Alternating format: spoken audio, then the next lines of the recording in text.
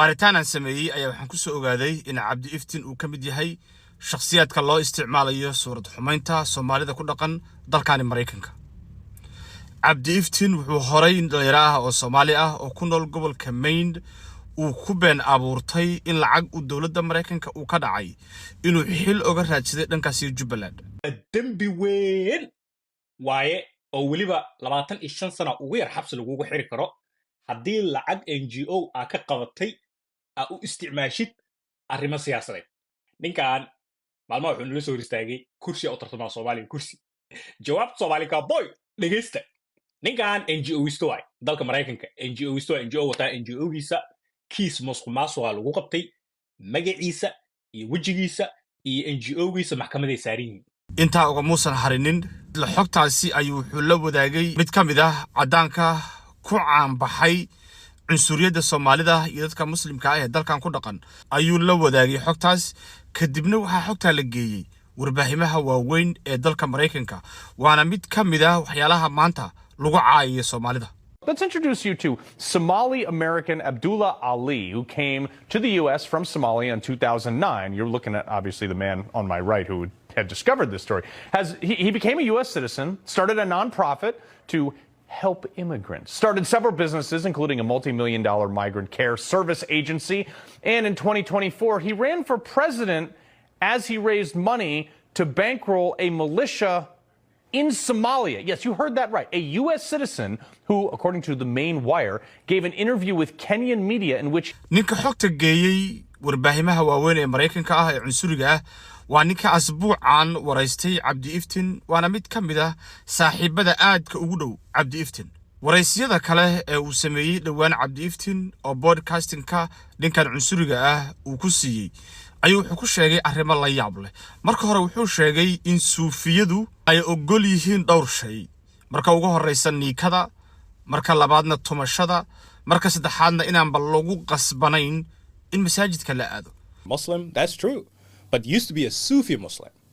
right? Where you could do all kinds of things. You could dance, you could run around. You don't have to go to a mosque. And then by 2006, things changed. taasoo noqonaysa been abuur weyn oo diinta Islaamka markaasi ka dhana.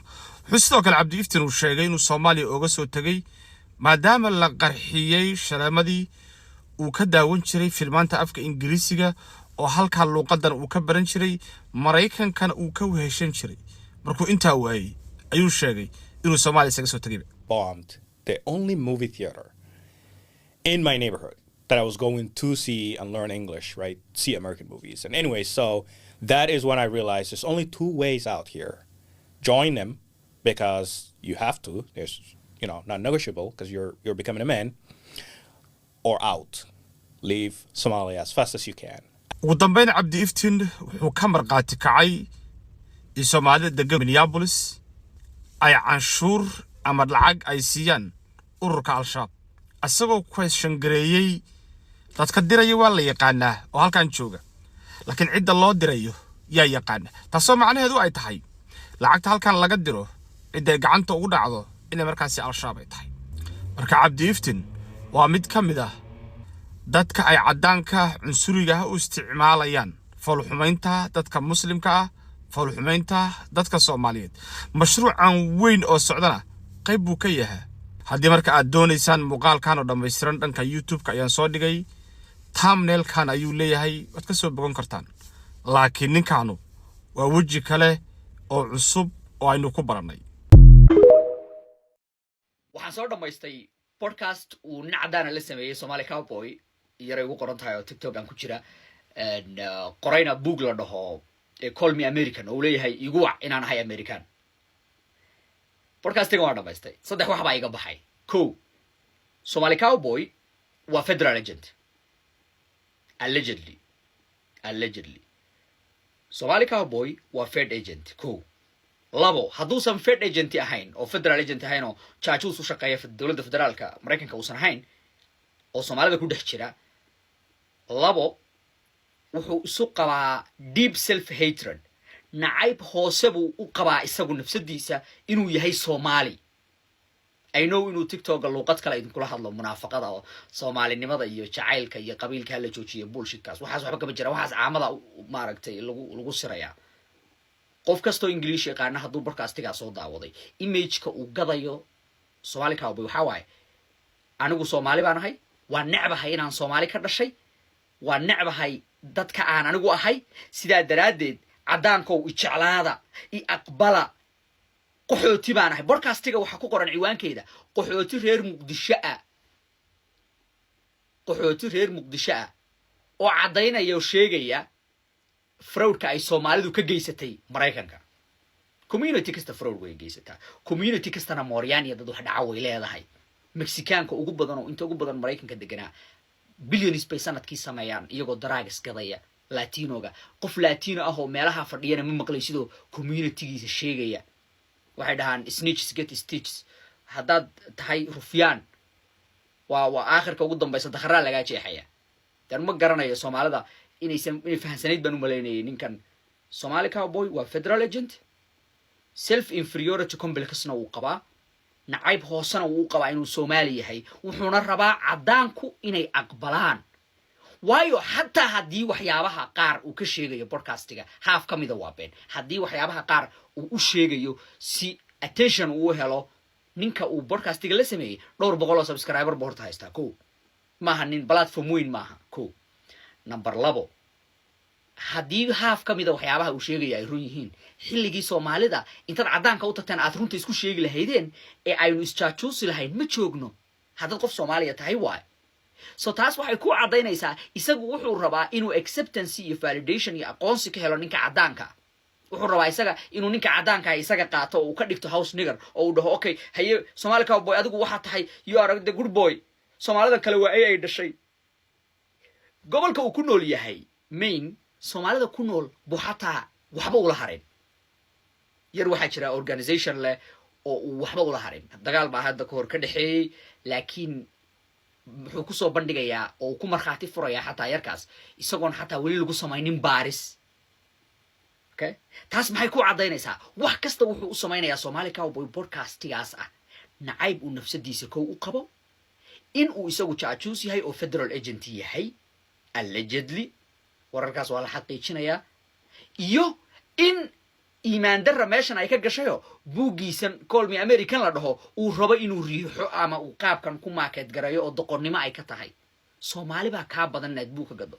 buugan soo bandhigaya jirta te uma baahan inaan Soomaali caayasi buug laga gatay dadkaaga haddaad ku dhex jirto dadkaaga value aad u leedahay wax waa laga gadan karaya soo saddexda waxaan ku soo koobay waxa waaye Somali Cowboy ko inuu federal agent yahay allegedly labo oo jaajuus uu yahay dad si kale u taqaanid ama informant dadkay dhahaan labo in uu house nigger rabo inuu noqdo oo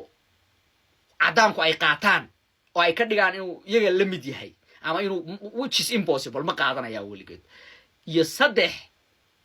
self inferiority complex inuu qabo oo uu kalsooni darro badan ku qabo inuu isagu hooseeyo oo qof yeesan yahay oo liito sidaa darteed uu haysto ninka cadaanka inuu ka sareeyo la soo qaybta labaad videogana reposted Cowboy ha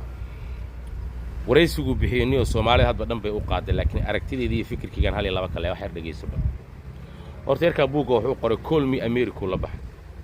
twitterkiisa hadda ka qaybta kore meesha uu saarayaan wali laakiin ninka wareystay cunsuriga asi muxuu ugu yeeray fiiri Muqdisho refugee waa loogu yeeray isaguna wuxuu codsaday buugiisuna ku qoray call me America boogu magac daray diyaa walaal call me America ya American waa tahay ku dhahay micid baa ku oranaysa xitaa waa qoraa laguma orano laguma qadarin title-ka wiil qaxooti ahaa oo halkan imaado American citizen oo qoraan noqday xitaa ariga nooca hadii loo isticmaali lahaa alfaada la isticmaalay ereyada la adeegsaday ni wax dhan bay ku ahaan lahayd naftaadina waad ku bahdishay meesha anigana waa nagu bahdishay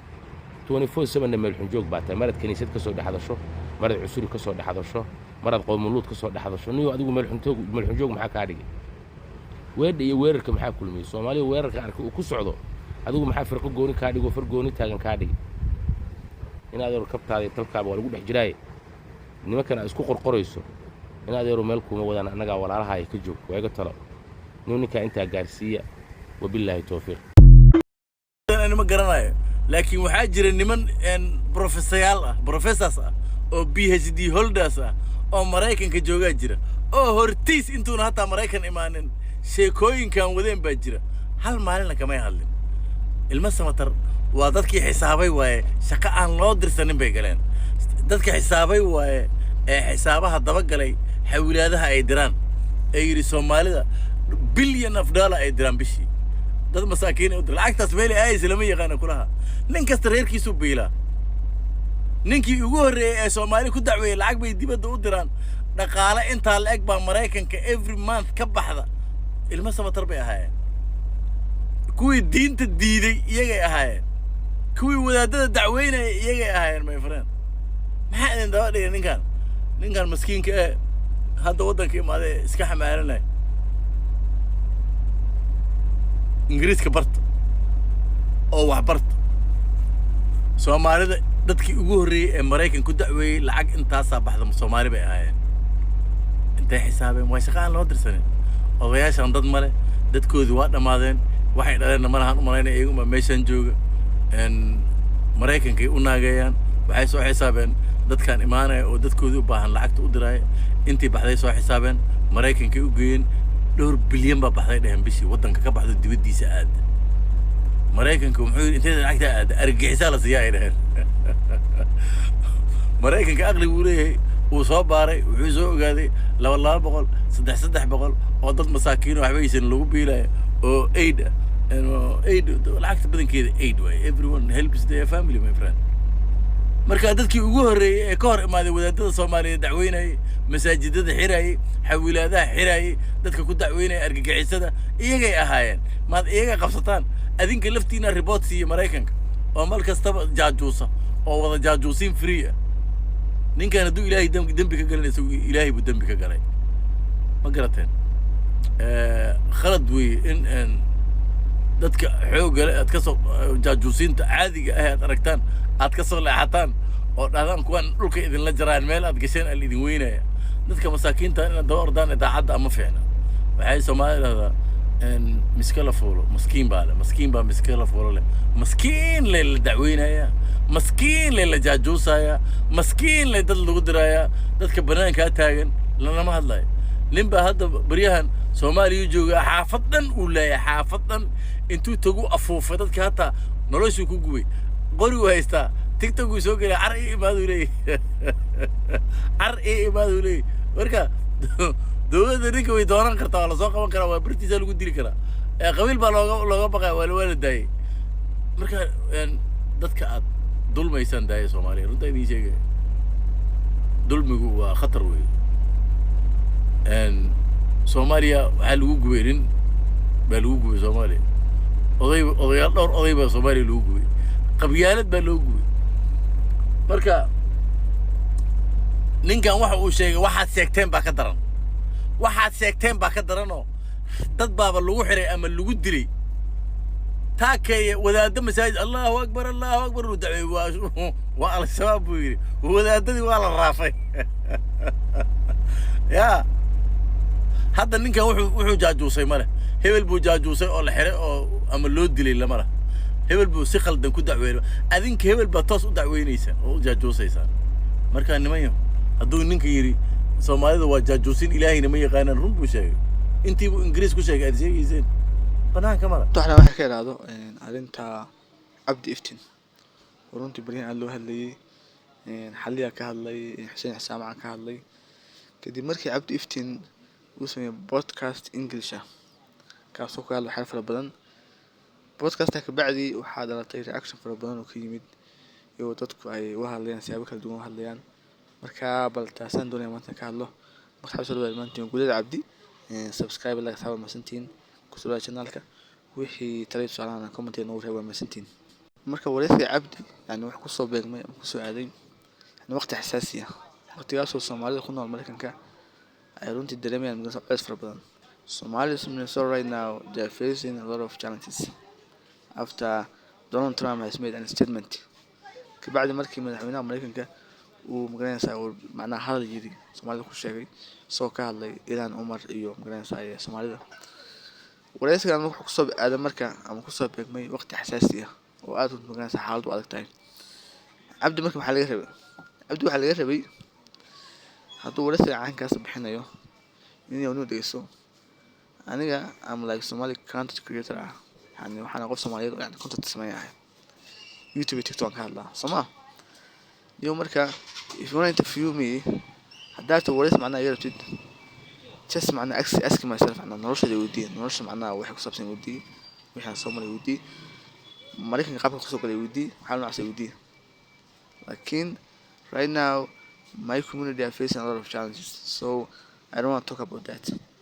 hadda aniga bulshadayda culays badan dareemaysaa so inaan ka hadlo ma rabo taas marka laga rabo waayo runtii waxaa wataa yani waqtiga yani adag xaalada lagu jiro qofkii hadla waliba Soomaali ah runtii halkiis wuxuu keenayaa dhibaato far badan keenaya marka cabdi waxa laga rabaa inuu aniga community-ga xilligan waqti adag ku jiraan waxa culays badan haysta inoo dhan baa saaran marka niyo wareysi noocaas iga daa laakiin cabdi ma dhihina uu sameeyay cabdi marka wareysi sameeyay marka waxa dhacay marka reaction marka yimid fara badan sababtii Xuseen Jaamac ka hadlay sababtii waxaan ka hadlay magalaysaa ninkan iyo magalaysaa xaliyaad Santos ka hadlay dad badan ka hadlay aniga marka ahaan marka guud cabdi ahaan ninka walaalkay waxaan ka ogahay male wuxuu yahay ma ogi meel uu ka tirsan ma ogi inuu yahay nin Soomaaliyeed oo walaalkay oo dee social media ku jira un baa ogahay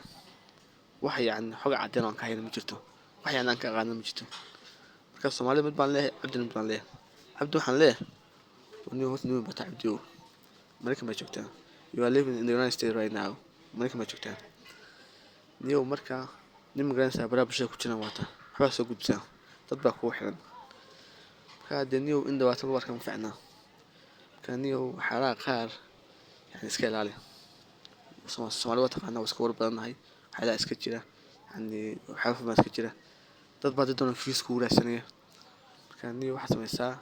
niyo nin waan keentay you gotta be careful waxyaalaha noocaas iska ilaali wareysiga noocaas samayn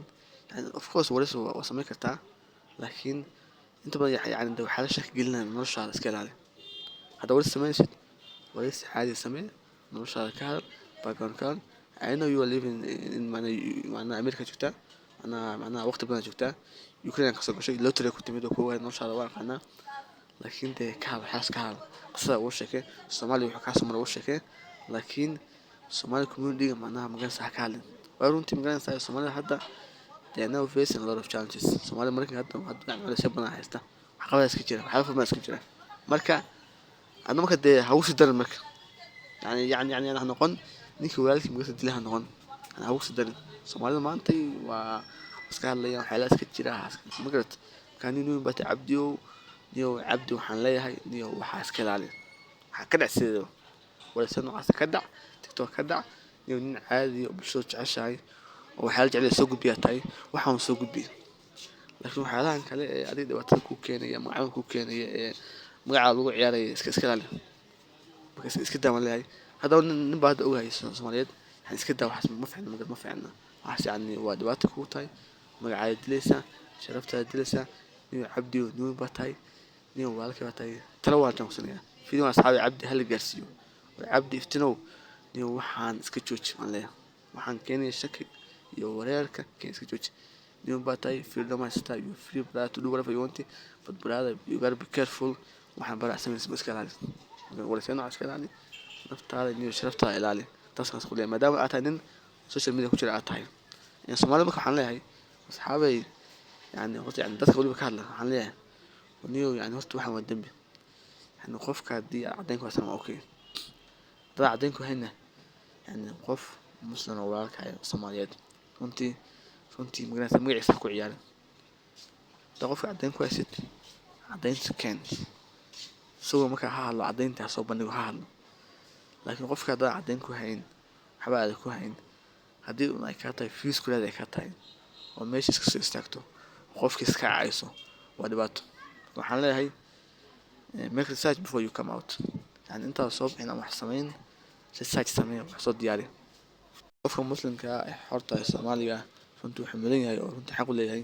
in la ixtiraamo sharafkiisa cidigiisa ka runtii waxaan leeyahay intaadan magalaysaa wax soo sameyn intaada video soo doobin intaada wax sameyn يعني horta baaritaan samee inta wax wuxun yani beenta faaftaa wuxun video soo duubtay been baa sheegtay beenta marka way sii faafaysaa marka waxay galaysaa TikTok-gii waxay galaysaa Facebook meel kasta adiga been baa sheegtay qofkan ku xadgudubtay sharafka ka dhacday been baa ka sheegtay marka waxaan leeyahay Soomaalida wada dadka wax duuba waxaan leeyahay waa iska ilaaliyo ma faxsan fiicna qof Soomaaliyeed walaalka oo shaf leh waligaa ha ku xadgudub haddana cadaynta keen isagana casuun TikTok live waa YouTube live waa soo fariisi وني waxaas ma tahay isaga marka oranay ha amaya laakiin qofka aad waxba ku hayn inaad meesha iska soo duubto waxaad duubto ma fiicna waxa soo dhamaantiin ugu cabdi meesha inta wax kala hadlaa yani inta wax positive wax wanaaga ma jirto xumaan ma jirto qabyaalad ma jirto caay waa ka mid ah asxaabteeda soo dhamaantiin channel soo dhawaada fikirkan comment ku reeba like iyo share iyo subscribe inta basala thanks so much guys asxaab soo dhamaantiin meesha meeshini كمان على channel like subscribe share thanks so much